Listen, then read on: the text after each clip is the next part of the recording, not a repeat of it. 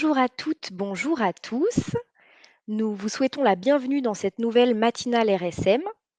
Nous sommes ravis de vous retrouver sur ce format des matinales, des webinaires de 45 minutes que nous vous proposons le vendredi matin.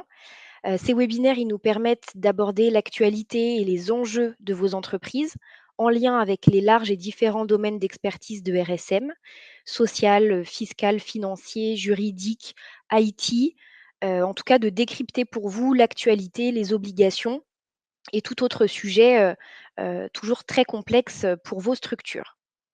Aujourd'hui, nous vous proposons une thématique sécurité informatique et notamment NIS 2. Êtes-vous concerné par la directive?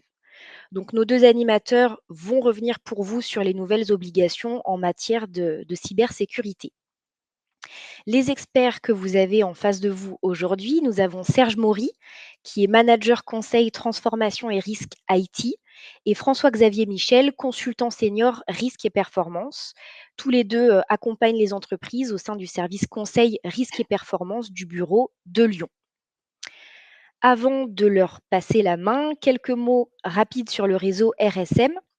Nous sommes donc un cabinet d'expertise comptable, d'audit et de conseil. En France, RSM est un réseau de proximité. Nous sommes présents dans les principaux pôles régionaux et nous sommes 9e France sur les missions d'expertise comptable et de commissariat aux comptes. Et RSM, c'est également un réseau présent à l'international. Nous sommes le 6e réseau mondial d'audit, d'expertise comptable et de conseil.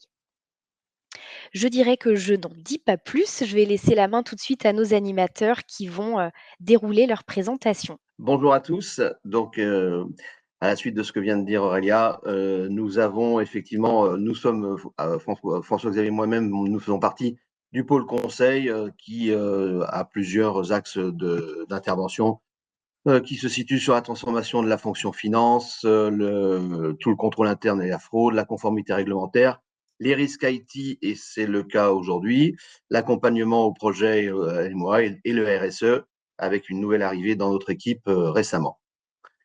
Ensuite, pardon,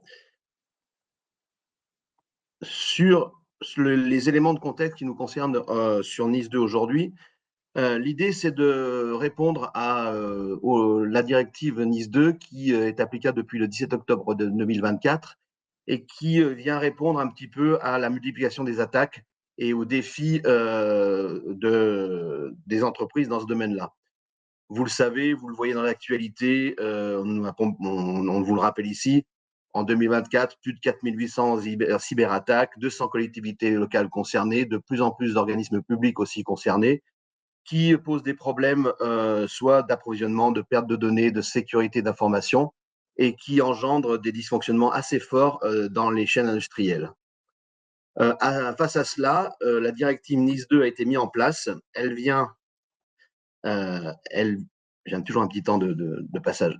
Elle vient répondre, elle vient surdimensionner la directive NIS 1 de 2016 et elle a pour objectif de répondre à l'augmentation des menaces cyber et aux vulnérabilités des systèmes d'information. Ensuite, elle a l'objectif de saisir une opportunité majeure pour renforcer la cybersécurité, réexaminer et étendre les obligations de la directive précédente, donc de NIS 1, dont je vous parlais. Et puis, elle s'applique à l'ensemble des États membres de l'Union européenne.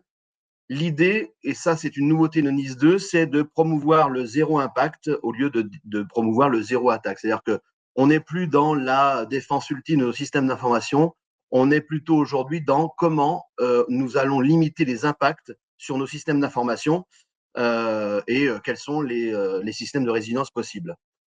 Le quoi faire qui est imposé par l'Union européenne et le comment est laissé aux États.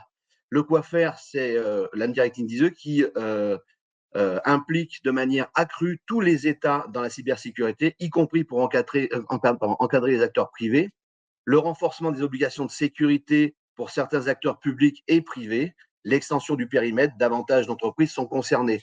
Pour vous donner une petite idée, avec Nice 1, il y avait à peu près en France un peu moins de 200 entreprises touchées. Avec Nice 2, ce sera au moins 20 000.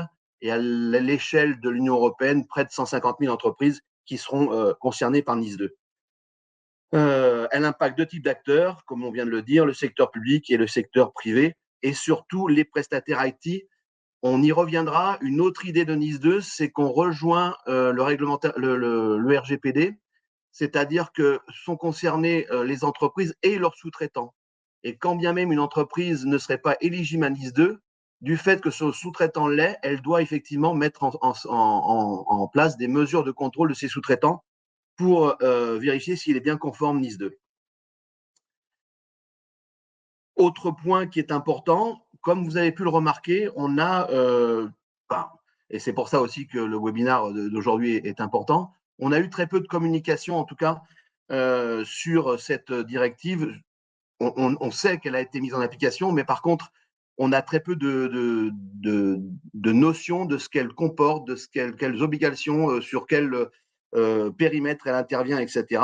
Et pourtant, on avait eu une recommandation de la Commission supérieure numérique et des postes qui, dans la lecture de 19, a fait une recommandation sur l'organisation de campagnes de communication, autant pour les entreprises que pour le domaine public. Et pour le coup, pardon, on a eu très peu de retours sur cette campagne de communication. Alors, êtes-vous concerné par NIS 2? Premier point, pardon, un changement majeur d'échelle, où on vient de le dire, puisqu'on passe de 15 000 à 200 000 organisations en France, 300 000 par rapport à NIS 1 sur l'Europe. Elle impose des exigences accrues à toute entreprise de plus de 50 salariés, avec un chiffre d'affaires supérieur à 10 millions d'euros. Elle couvre 18 secteurs stratégiques. Alors, je vous les montrerai juste après sur une carte rapidement, mais c'est essentiellement l'énergie, la santé, le transport, toutes les administrations publiques, les infrastructures numériques. Indépendamment des critères liés au secteur d'activité ou à votre taille, vous pourriez être concerné directement en fonction des champs d'application ou de votre appartenance à une chaîne de sous-traitance. C'est ce que je vous ai dit tout à l'heure. Soit effectivement, on le verra, hein, tous les prestataires IT sont évidemment concernés, mais un fournisseur, quand bien même n'aurait pas effectivement des seuils qui correspondent aux exigences NIS 2, peut être concerné par cette directive. Les sous-traitants et les fournisseurs critiques sont également soumis à la réglementation, indépendamment de leur taille, c'est ce que je viens de vous dire. L'idée, c'est de renforcer la résilience face aux cybermenaces à l'échelle européenne. Il y a une volonté, on en reparlera tout à l'heure, il y a une volonté de coopération aussi inter-États européens sur cette directive. Aujourd'hui, les secteurs concernés, bon, vous les avez sûrement vus, il y a 18 secteurs concernés, au-delà de ceux que je viens de vous donner. Ça concerne aussi toutes les infrastructures des marchés financiers, tout ce qui touche à l'espace, tout ce qui touche au secteur bancaire, avec des complications, parce qu'aujourd'hui, quand vous faites partie d'un secteur bancaire, la question sera de savoir si vous appliquez NIS 2 ou DORA, et on viendra vous donner quelques éléments de réponse sur ce point de vue. Et ensuite, ça concerne aussi des domaines comme la gestion des déchets, l'industrie manufacturière, tout ce qui touche à la recherche, et y compris les services poteaux et d'expédition. Deux notions essentielles dans NIS 2, la notion d'entité essentielle et la notion d'entité importante. La notion d'entité essentielle, ça concerne toutes les entreprises du secteur critique, alors dépassant les seuils qu'on définit, on montrera les seuils tout à l'heure. Ce qui est assez complexe dans cette directive, c'est d'aller identifier effectivement si vous faites partie d'une entité de secteur critique. Pour cela, dans NIS 2, il y a une annexe qui définit, l'annexe 1, qui définit effectivement quelles sont les entités essentielles de secteur critique. De plus, les prestataires de services de confiance, qui soient ce qu'on appelle les registrars, c'est-à-dire toutes les entreprises de IT qui vont enregistrer les noms de domaine, toutes les entreprises qui s'occupent des DNS, des fournisseurs de DNS, c'est-à-dire les adresses qui correspondent à un nom de domaine, etc., sur les serveurs, les fournisseurs de réseau, de communication électronique, ainsi que les administrations publiques, sont toutes des entités essentielles considérées par NIS 2. À côté de cela, on a des entités importantes. Donc, vous avez compris un peu la nuance, c'est que ces entités, elles jouent un rôle important, mais dans le bon fonctionnement de l'économie. Mais leur impact en cas d'incident est jugé moins critique que celle des entités essentielles. Mais par contre, l'organisation similaire, mais avec des exigences potentiellement moins contraignantes que celles des entités essentielles. Un exemple, une entité des annexes 1 et 2, le cas 1, c'est que les entités des annexes 1 et 2 ne sont pas considérées comme essentielles. Les entités désignées comme telles par l'État membre, c'est-à-dire qu'on le verra, dans le cadre de la transposition, il se pourrait, typiquement, comme on l'a fait d'ailleurs pour le RGPD, que la France désigne des entreprises autres que celles qu'on vient d'énumérer et qui seraient considérées comme essentielles ou importantes. Alors, pour le coup, on a essayé de faire un travail avec François-Xavier sur comment repérer à travers les seuils. Donc, en fonction de la taille de l'entité, en fonction du nom de l'employé, en fonction du chiffre d'affaires et en fonction du bilan annuel. Une grande entreprise ou une intermédiaire plus de 250 salariés qui a un chiffre d'affaires supérieur à 50 millions et un bilan à 43 millions, elle est considérée comme entreprise essentielle pour tout ce qui est secteur hautement critique. Et de la même manière, elle est considérée comme, pour les secteurs critiques, elle est considérée comme une entreprise importante. C'est d'ailleurs pour la différence qui va se faire pour les moyennes entreprises, 50 à 250 salariés, 10 à 50 millions de chiffre d'affaires et 10 à 43 de bilan, elles sont considérées, elles, comme des entreprises dites importantes. Ensuite, tout ce qui est petite entreprise, moins de 50 salariés, ne sont pas considérés par NIS 2. Mais comme je vous le disais tout à l'heure, attention à ça, parce qu'une petite entreprise qui ferait appel à un fournisseur qui est lui-même considéré par NIS 2 serait éligible de fait dans la vérification de la qualité de réponse à la directive NIS 2 de son fournisseur. Simplement, ce qu'il faut retenir là-dedans, c'est que le seuil de NIS 2, il fonctionne avec des ou. Ce n'est pas 250 salariés et 50 millions et 43, c'est 250 salariés ou 50 millions et 43. Donc, si vous êtes dans un de ces deux cas, vous êtes éligible à NIS 2.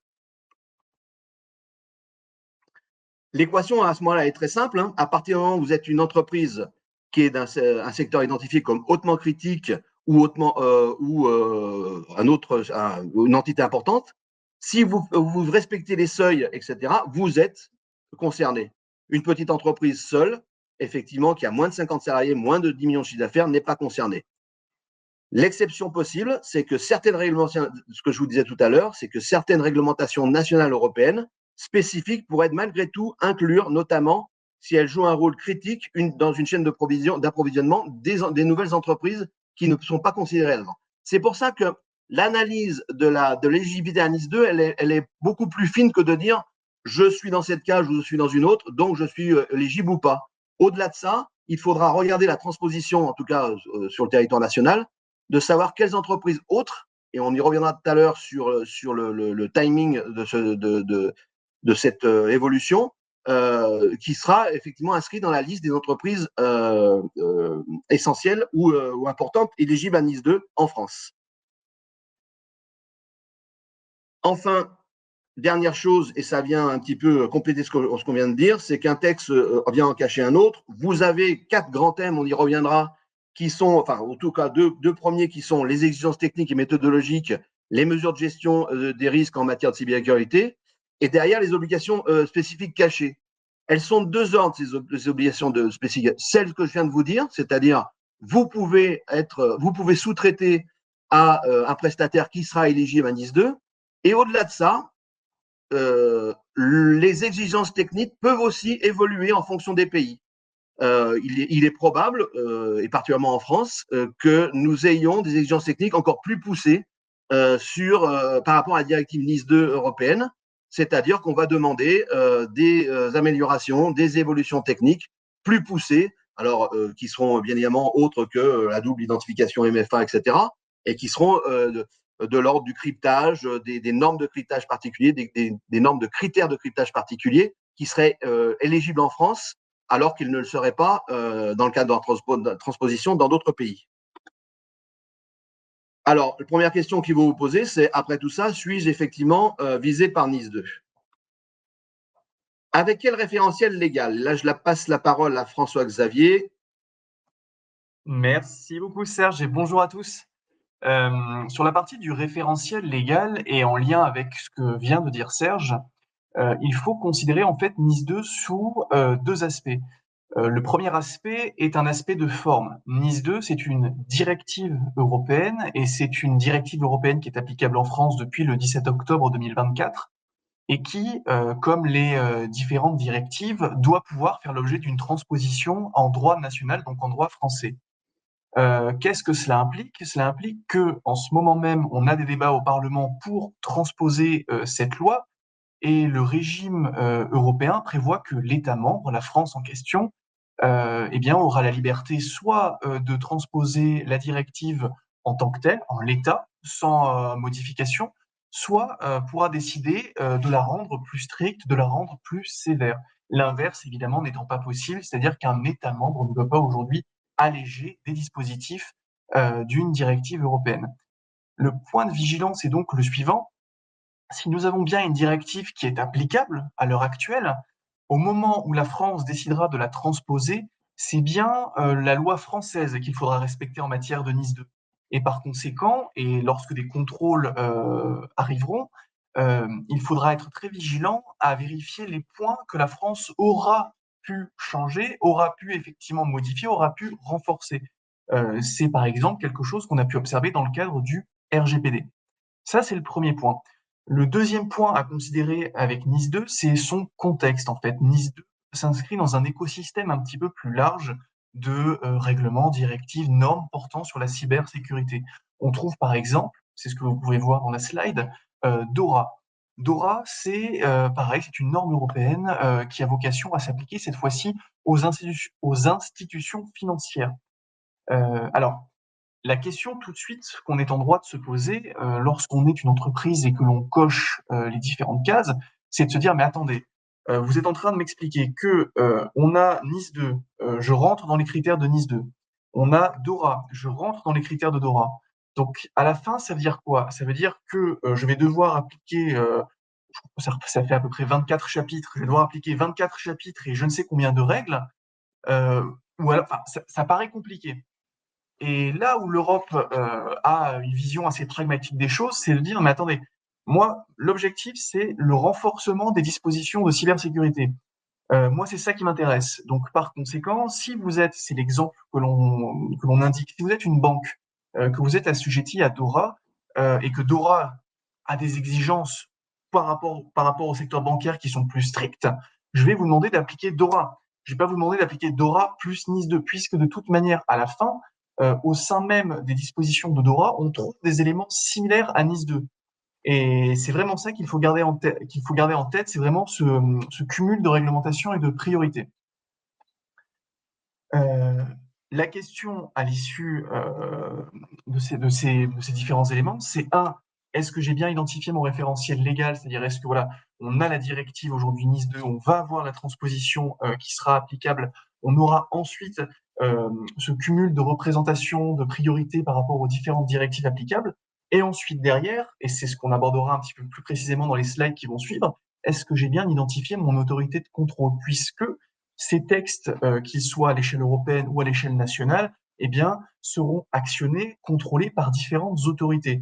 Très rapidement, l'ANSSI en France, l'Agence nationale des systèmes d'information, ou à l'échelle européenne, ce qu'on appelle l'ENISA, c'est-à-dire l'Agence européenne pour la cybersécurité. On a abordé la question du référentiel légal. La question qu'on se pose à présent, c'est la question de la temporalité. Il est intéressant de considérer la vision de l'ANSSI, donc l'autorité française chargée de la cybersécurité. L'ANSSI a une vision qui se veut pragmatique. C'est une vision qui repose sur un double pilier qui est celui du droit à l'erreur et de la bonne foi. Comme l'a évoqué Serge à l'instant, c'est vrai qu'on est sur un texte européen qui n'a pas forcément fait l'objet d'une immense publicité. Et l'ANSSI vient expliquer, bah écoutez, moi aujourd'hui c'est une directive qui est applicable, il y a cette transposition, mais à la rigueur, je ne vais pas venir vous contrôler là tout de suite demain parce que ça paraît trop compliqué, ça paraît pas possible. Je vais vous laisser un délai de 3 ans pendant lesquels vous aurez effectivement le temps de vous préparer, d'anticiper, de muscler votre dispositif pour atteindre en fait un niveau de maîtrise et d'excellence qui soit correspond à celui voulu par NIS 2. Et à l'issue de ces 3 ans, eh bien, je procéderai aux différents contrôles. Et c'est là que la bonne foi intervient, c'est que si dans 3 ans, l'ANSSI vient vous contrôler et qu'elle s'aperçoit que rien n'a été préparé et mis en œuvre, elle va vous dire vous n'avez pas été très fair-play, je vous ai laissé 3 ans pour vous préparer, rien n'a été fait, je vais donc devoir vous sanctionner quelque part plus durement par rapport à une entreprise qui aura passé 3 ans à renforcer son dispositif, même si à la fin, ce n'est pas un dispositif qui est parfait. 2 étapes clés à garder en tête. Le 17 avril 2025, les États membres vont transmettre à la Commission européenne une liste des entités essentielles et importantes, liste qui sera d'ailleurs actualisée tous les 2 ans pour être certain d'être le plus à jour possible. Deuxième date, c'est la date du 17 octobre 2027. La Commission européenne, toujours dans ce souci de pragmatisme et de cohérence, va en fait faire un espèce de bilan, dire voilà, on a appliqué NIS 2 depuis quelques années maintenant. Est-ce que ça fonctionne? Qu'est-ce qui ne fonctionne pas? Qu'est-ce qui est efficace? Qu'est-ce qui n'est pas efficace? Et c'est quelque chose que la Commission européenne veut répéter assez régulièrement pour être toujours certain d'avoir un texte qui soit à la fois adaptable, efficace et qui permette aux entreprises de renforcer leurs dispositifs de cybersécurité. Donc, à l'issue de ça, la question que l'entreprise va devoir se poser, c'est est-ce que j'ai bien identifié les échéances qui me concernent, c'est-à-dire l'applicabilité de la directive, la transposition, le délai de 3 ans prévu par l'ANSSI, et quelque part, si on fait un rétro-planning, eh bien, le temps qu'il faudra pour me préparer, pour pouvoir mettre en œuvre les différents éléments. Autre sujet abordé, la question des changements majeurs prévus par NIS 2. NIS 2 aborde la question des changements majeurs sous 2 angles qui sont ceux du déploiement et de la responsabilité. NIS 2, c'est un texte qui cherche à se déployer et à renforcer en fait l'ensemble du système d'information, ce qui passe par l'infrastructure informatique, les réseaux, les serveurs, la question des données, la question des utilisateurs, mais évidemment, bien sûr, la question des mesures de cybersécurité, puisque c'est quand même le cœur aujourd'hui de NIS 2 de se dire comment est-ce que je viens renforcer en fait le dispositif de cybersécurité, particulièrement sur la question de la protection des données sensibles, mais aussi, et c'est sans doute l'un des points aussi les plus importants, sur la question des signalements des incidents de cybersécurité. On y reviendra juste après. L'idée de NIS 2, c'est vraiment de se dire, je renforce d'un côté mon dispositif, mais de l'autre, je dois être en capacité de pouvoir prévenir, de pouvoir détecter en amont, mais prévenir et signaler les différents incidents de cybersécurité qui pourront se produire. Deuxième point, la question de la responsabilité, qui passe en fait par une implication des organes de direction. NIS 2 a toujours un raisonnement pragmatique. C'est ça qui est intéressant avec ce texte. C'est-à-dire que NIS 2 vient dire plusieurs choses. Tout d'abord, les responsables des entités essentielles et importantes doivent être en fait en capacité d'approuver et de superviser les mesures de cybersécurité mises en œuvre par les entreprises. Premier point. Deuxième point, puisqu'ils sont en mesure de faire cela, il faut leur laisser en fait la marge pour pouvoir le faire. Il faut leur donner les moyens d'action qui permettent de le faire. Troisième point, qui est la conclusion des 2 premiers, puisqu'on aura des dirigeants qui seront en capacité de pouvoir approuver, superviser, qui devront le faire, eh bien, ils seront responsables en cas de non-respect. Il y a vraiment cette idée d'impliquer aujourd'hui les dirigeants, de dire vous êtes désormais responsables de ces questions-là et vous ne pourrez plus traiter cela comme une question parfois un peu support, un peu annexe. C'est quelque chose qui va vous concerner maintenant directement. Excuse-moi, Oui, juste bien par sûr. rapport à ce que vient de dire François-Xavier, on peut effectivement il y a 2 manières de le voir. Il y a, comme vient de l'expliquer très justement François-Xavier, l'article 21 ou l'article 32. L'autre manière de le voir aussi, c'est qu'on laisse la responsabilité entière aux entreprises de mettre en place les mesures de cybersécurité. Et puisqu'on laisse, alors ça veut dire qu'elles doivent se faire accompagner ou en tout cas mettre en place des systèmes pour être sûr d'être complètement compliantes NIS 2. Et au-delà de ça, on leur dit, puisque vous êtes en responsabilité de la mise en œuvre de votre protection, vous en êtes aussi responsable. Et la nouveauté quand même, c'est que les dirigeants là sont pleinement responsables de l'application de NIS 2. Et donc derrière, ils seront aussi responsables en termes de sanctions. Et d'ailleurs, effectivement, ça invite à se poser la question maintenant de, puisqu'il y a cette responsabilité qui est créée, comment dans la pratique on va organiser les choses? Et alors, NIS 2, c'est un texte européen. Et comme les différents textes européens, j'ai à l'esprit le RGPD, On organise ça selon, c'est toujours à peu près le mode d'organisation. Le premier point d'organisation, c'est la partie technique. NIS 2, c'est de la cybersécurité. C'est-à-dire que ça va porter sur des mesures, des règles, des outils, des services. Il faut une implication d'équipes techniques pour pouvoir effectivement être en capacité de faire appliquer ce texte. Le faire appliquer est une chose, l'organiser en est une autre, et c'est là que NIS 2, comme le RGPD par exemple, eh bien, demande à ce que des mesures de gouvernance, des mesures d'organisation, des comités soient effectivement établis pour pouvoir effectivement tout simplement déployer le dispositif dans l'entreprise. Troisième pilier, et c'est l'un aussi des plus importants, c'est la question juridique, parce que NIS 2, au-delà d'être un texte de cybersécurité, ça reste un texte de loi. Un texte de loi qui contient un très grand nombre d'articles, un très grand nombre de règles qu'il faut pouvoir décortiquer, dont il faut s'assurer de l'exhaustivité, et l'œil juridique et les mesures juridiques sont ici primordiales. C'est la raison pour laquelle on a, avec NIS 2 aujourd'hui, plusieurs obligations juridiques. La première de ces obligations juridiques, elle porte sur l'enregistrement auprès de l'autorité compétente. On a pu le voir, on a deux grandes autorités compétentes aujourd'hui, l'ANSSI pour la France, l'ENISA plus globale à l'échelle européenne. Il faut donc aujourd'hui que les entités s'enregistrent auprès de la bonne autorité. Ça passe par exemple par un dossier de type 1 pour les opérateurs de services essentiels et fournisseurs de services numériques, donc dossier type 1 auprès de l'ANSSI, par la constitution d'un dossier de type 2 auprès de l'ENISA, mais cette fois-ci pour les institutions financières. Deuxième obligation juridique, on l'a abordé juste avant, le signalement des incidents. Il faut notamment signaler les incidents majeurs de cybersécurité dans des délais prévus. C'est l'objet de la slide qui va suivre. Partager les informations avec les autorités de contrôle, procéder à un examen et un suivi des mesures de cybersécurité, c'est-à-dire que l'autorité de contrôle aujourd'hui peut exiger un examen des politiques de cybersécurité pour effectivement voir où sont les vulnérabilités et comment renforcer le dispositif. Faire preuve de responsabilité et de transparence, c'est le point qu'on a abordé juste avant. Et enfin, il faut bien avoir à l'esprit qu'aujourd'hui, que les autorités pourront effectuer des audits ou des inspections pour vérifier la conformité, et les entités devront fournir à ce moment-là les informations nécessaires pour les différents contrôles.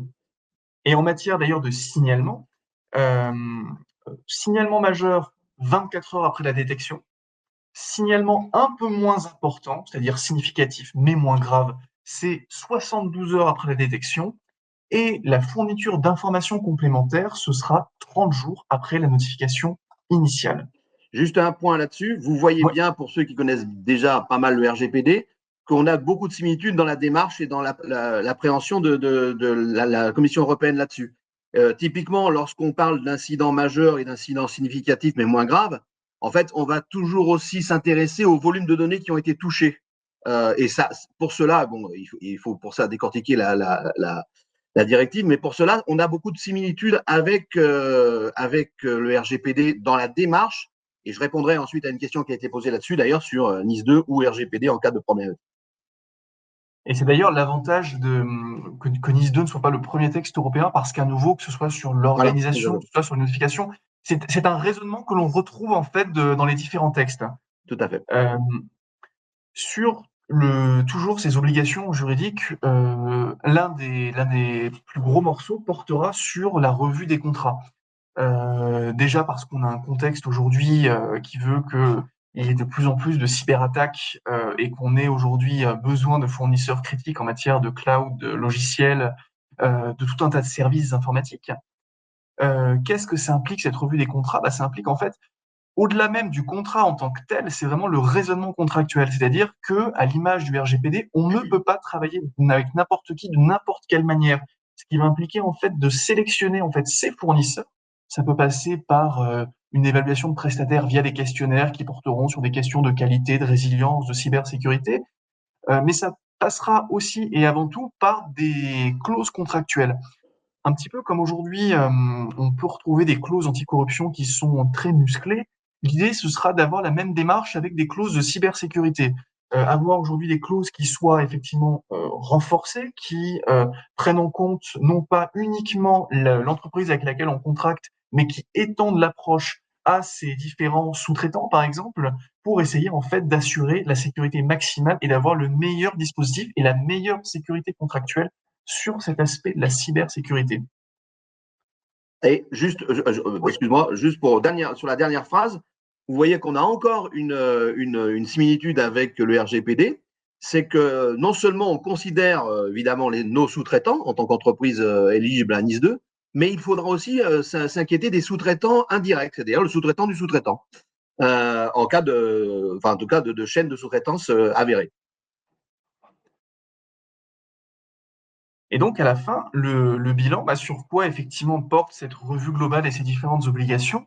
Les contrats, comme on a pu le voir, adopter une démarche, en fait, un peu une démarche tout risque, c'est-à-dire que NIS 2, effectivement, c'est un texte de cybersécurité, mais qui va impliquer sur le fond comme sur la forme tout un tas, en fait, de règles, de normes, cybersécurité, techniques, juridiques, qui ne se limitent pas uniquement aux prestataires en tant que tels, mais comme l'a dit Serge, effectivement, à toute sa chaîne, en fait, finalement. Le fait qu'on ne puisse donc pas travailler avec n'importe qui comme pour le RGPD, le fait qu'on ait aujourd'hui des audits de contrôle et le fait effectivement que l'on puisse avoir un petit peu voilà, des clauses types intégrées au contrat, avec aussi, et ça c'est un petit peu comme le RGPD, un élément essentiel, des formations pour les organes de direction pour être certain que ceci ait une bonne compréhension et soit en capacité de pouvoir effectivement appliquer le dispositif voilà, le plus efficacement possible. Ce qui fait qu'à la fin, on peut se retrouver avec une loi qui est compliquée, mais voilà, comme le veut le proverbe latin, dura lex sed lex, la loi est dure, mais ça reste la loi. La conclusion est donc la suivante. Puisqu'on a vu ces différents objectifs, à ce stade, l'entreprise doit se poser la question, est-ce que mon plan est prêt? Est-ce que j'ai pensé à inclure les bonnes fonctions techniques, organisationnelles, juridiques? Est-ce que je me suis fait voilà, un petit peu une checklist des différents éléments à prendre en considération? Est-ce que mon approche contractuelle est prête? Est-ce que par rapport au plan et au délai, je suis prêt? Question ensuite très importante parce que NIS 2, comme les différents textes européens, comme pour le RGPD, c'est un texte évidemment qui n'est pas simplement indicatif, c'est un texte obligatoire et par conséquent, comme tout texte obligatoire, celui-ci prévoit des sanctions.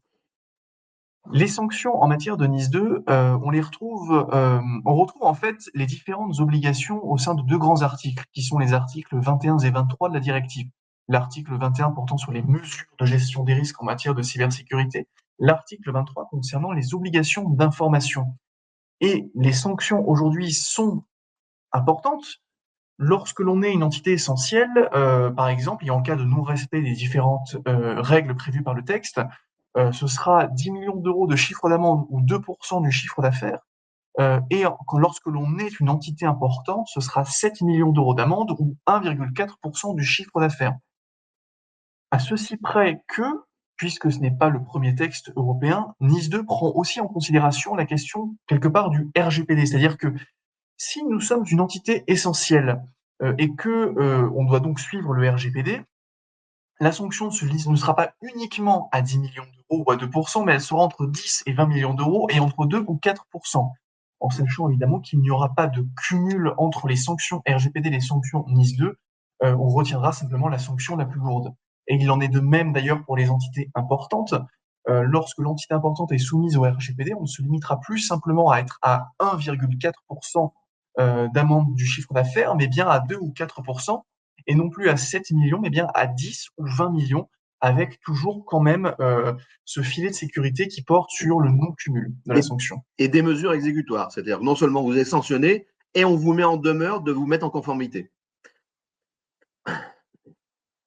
Et donc, la conclusion de ces différents éléments, c'est NIS 2 aujourd'hui, soit effectivement, on va le considérer comme un texte lourd, un texte compliqué, quelque chose quelque part qui peut nous ralentir, soit on le voit au contraire comme une opportunité stratégique. Le renforcement de la gouvernance IT, la sécurisation de l'actif critique, le fait d'avoir des plans d'action, le fait d'anticiper les évolutions à venir, ça transforme en fait ce qui pourrait être une contrainte en un réel avantage concurrentiel. La concurrence aujourd'hui est de plus en plus rude. Toutes les entreprises aujourd'hui sont soumises à ces problématiques-là. Et une entreprise aujourd'hui qui a un dispositif de cybersécurité renforcé, c'est-à-dire qui est en capacité de se protéger de l'extérieur comme de l'intérieur de cyberattaques, qui est donc en capacité d'avoir des opérations qui sont sécurisées, qui peut donc en fait avoir un business qui tourne plus que ses autres concurrents et qui surtout se protège contre les sanctions éventuelles, ça reste à nos yeux un atout concurrentiel, un avantage compétitif vraiment non négligeable. Et c'est pour ça qu'une to-do list qu'on suggère, c'est à la fois de cartographier les réglementations, les différentes réglementations applicables à l'entreprise et que l'entreprise doit devoir actionner, identifier le référentiel, être sûr effectivement de l'éligibilité de l'entreprise à NIS2, avoir un plan d'action et ensuite effectivement être toujours en fait dans le coup d'après, c'est-à-dire se préparer aux prochains textes à venir, notamment sur les questions cloud.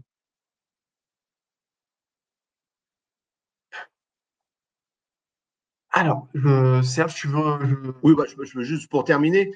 Donc, à partir de là, effectivement, par rapport à tout ce qu'on vient de vous dire sur Nice 2 et son éligibilité, à Nice 2, il y a trois manières de voir les choses. C'est vous n'êtes pas éligible.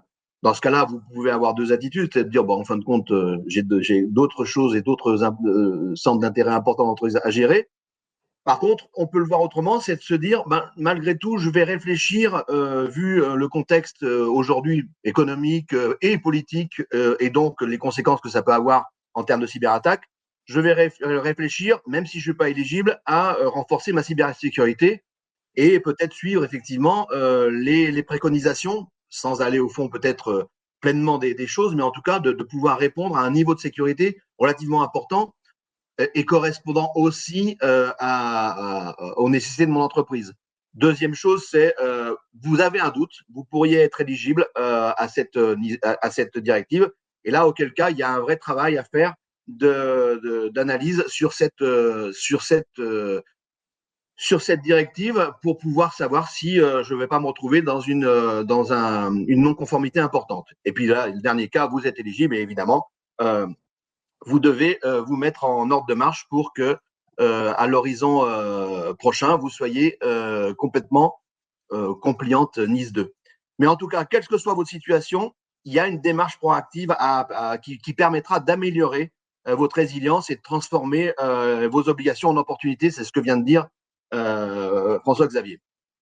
Dans ce cas, il faut que vous puissiez identifier vos besoins. À la fois, est-ce que j'ai des risques majeurs dans mon entreprise qui pourraient conduire derrière à l'arrêt complet, hein. On a des exemples très, très clairs aujourd'hui, vous en avez eu un dernièrement, qui stoppent complètement des chaînes de production ou qui vont arrêter, par exemple, toute la planification d'intervention dans un hôpital, ou vous avez eu, par exemple, la fuite de données chez Free. Enfin, il y a tout un tas de choses qui montrent qu'aujourd'hui, ça va augmenter. Vous avez eu une cyberattaque, j'ai pas eu le temps de regarder tout, au phishing bancaire hier, qui aujourd'hui permet de récupérer tout un tas de données bancaires et avec conséquences que ça peut avoir sur les entreprises comme sur les particuliers. Bon, bref, en tout cas, identifiez vos risques. Prendre des mesures immédiates, c'est-à-dire démarrer une démarche de sécurité dès maintenant, adopter un référentiel. Alors, on s'est beaucoup interrogé avec François-Xavier sur quel pouvait être le référentiel de démarche un peu technique. Il semble, et pour en avoir parlé avec d'autres experts, que la démarche ISO 27001 correspond effectivement, peut balayer un ensemble de domaines qui permettent de s'interroger sur tous les risques majeurs et dans tous les domaines dans l'entreprise. L'objectif étant d'avoir une approche effectivement basée sur cette norme ISO 27001. Ensuite, c'était trop vite là. Ensuite, non, c'est bon, pardon, excusez-moi. La démarche, c'est vous proposer une démarche.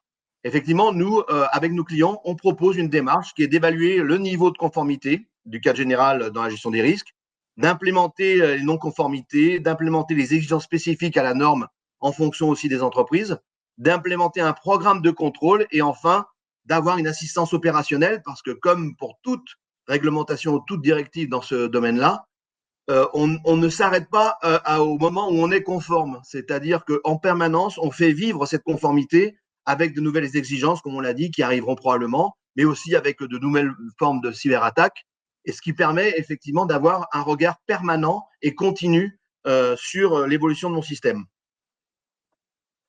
Pardon. Voilà. Merci tout d'abord à tous les deux pour cette présentation. Si je comprends bien, c'est quand même un petit peu les poupées russes des obligations et il faut pouvoir s'y retrouver. Merci beaucoup pour cette clarté.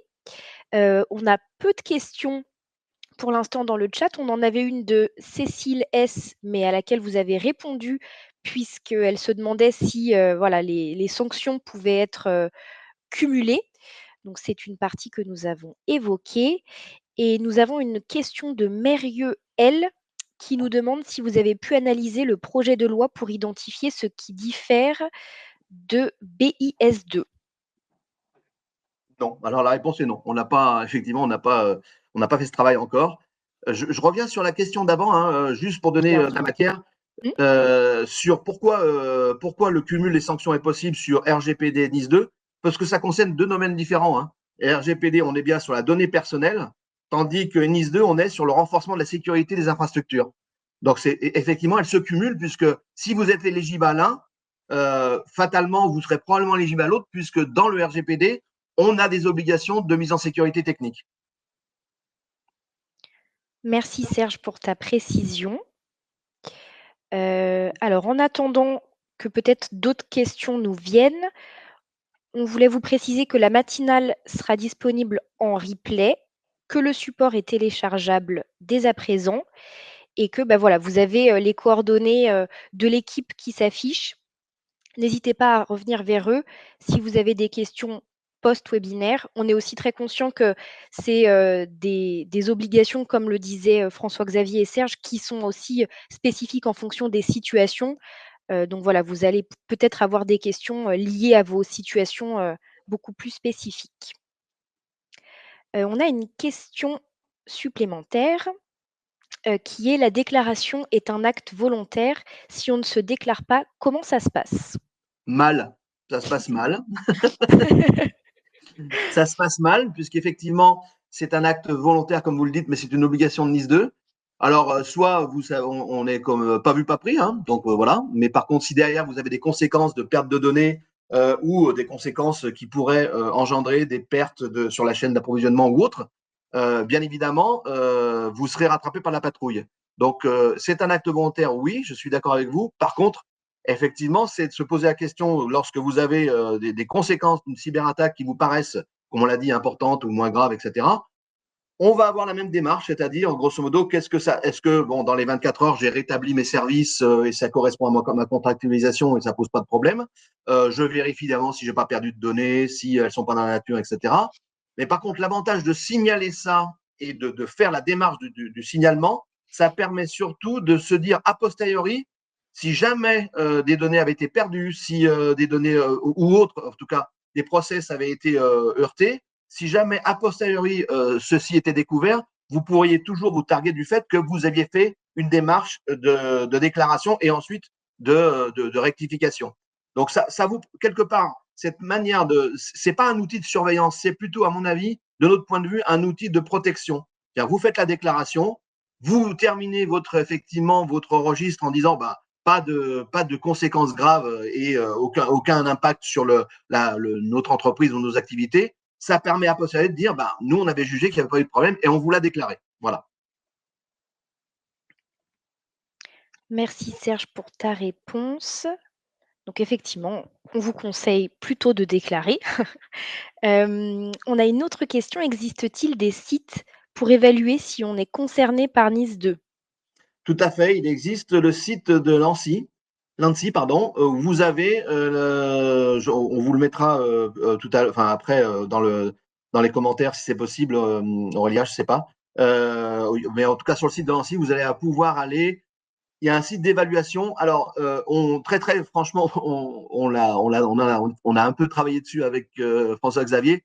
C'est vraiment ça se fait en 3 ou 4 pages. C'est vraiment un niveau d'évaluation, de simulation. C'est vraiment une simulation. Oui. On a fait le test, nous, sur des entreprises qui sont éligibles. La réponse de cet outil était plutôt peut-être. Donc voilà, il faut faire attention. Ça vous donne une première idée, mais ce n'est pas quelque chose d'extrêmement puissant en termes de détermination. Merci beaucoup. Voilà, Manon vous a mis le lien dans le chat. Et enfin, une autre question: quid d'une mauvaise évaluation, une erreur d'estimation? Alors, si c'est mauvaise estimation dans le cadre où effectivement vous pensiez être en sécurité et vous ne l'êtes pas, c'est ce qu'a dit François-Xavier, on est dans le domaine de la bonne foi. Là, pour Oui. le coup, je te laisse finir. Voilà. Non, je pense qu'il faut garder en fait en tête, comme le dit effectivement très bien Serge, l'aspect bonne foi. C'est-à-dire que une erreur sincère quelque part, où quelqu'un effectivement a cherché à faire les calculs, le résultat des calculs ne sont pas bons, mais les calculs sont bien là, ce sera pas forcément sanctionné de façon bête et méchante. Enfin, voilà. Ce qui sera vraiment regardé de manière beaucoup plus dure, c'est vraiment on va dire la mauvaise foi, le fait de se dire j'ai fait le travail à moitié, j'ai pas calculé, ou pire, j'ai même fait exprès de faire en sorte qu'on croit que. Là, effectivement, la sanction pourra être effectivement très dure. Ouais. Je vois une dernière question, si je peux y répondre, Aurélia. Bien sûr. J'ai vu que dans le décret Nice 2, que les entreprises sont tenues à garantir une continuité dans l'exploitation. C'est une très bonne question. Elle correspond effectivement aux obligations techniques que vous allez mettre en place. Et d'ailleurs, ça revient aussi à est-ce que j'ai fait une mauvaise estimation, etc. Vous avez effectivement des entreprises, y compris, alors vous avez parlé du secteur de la santé, les hôpitaux, mais y compris par exemple les systèmes bancaires. Alors, je reste très technique, mais un peu technique, mais je ne veux pas rentrer dans les détails. Vous avez deux manières de voir les choses. C'est soit vous mettez en place un PRA qui s'appelle un plan de reprise d'activité, c'est-à-dire que vous accordez l'arrêt d'un temps donné de vos systèmes pour pouvoir redémarrer dans de bonnes conditions. Et vous avez des obligations, comme vous le dites très bien, dans le monde hospitalier, qui sont les PCA, qui sont les plans de continuité d'activité. C'est-à-dire que vous avez une duplication complète de votre système qui vous permet à tout moment de basculer sur l'un ou sur l'autre en fonction de l'état de l'un ou de l'autre. Et si l'un s'arrête, l'autre reprend automatiquement. Et ce qui permet derrière, c'est comme si vous aviez ce qu'on appelle les onduleurs, etc., qui permettent d'assurer pendant un temps la continuité en termes d'électricité, etc. Et ben, c'est le même système. Et vous avez raison, et c'est précisé dans la directive NIS 2, mais c'est aussi important de pouvoir l'évaluer avec peut-être une tierce personne spécialisée pour vous dire, dans mon domaine à moi, au-delà de, je ne suis pas dans les hôpitaux, mais est-ce que je suis soumis à ce type de plan de continuité? Ben, effectivement, c'est une réponse et une analyse à faire en amont. Merci beaucoup pour cette réponse. Je crois que nous n'avons pas d'autres questions. On a une dernière question qui nous dit: «On a mal évalué», je pense que la personne a souhaité dire ça, «on a mal évalué, on a conclu que l'on n'était pas concerné par Nice 2.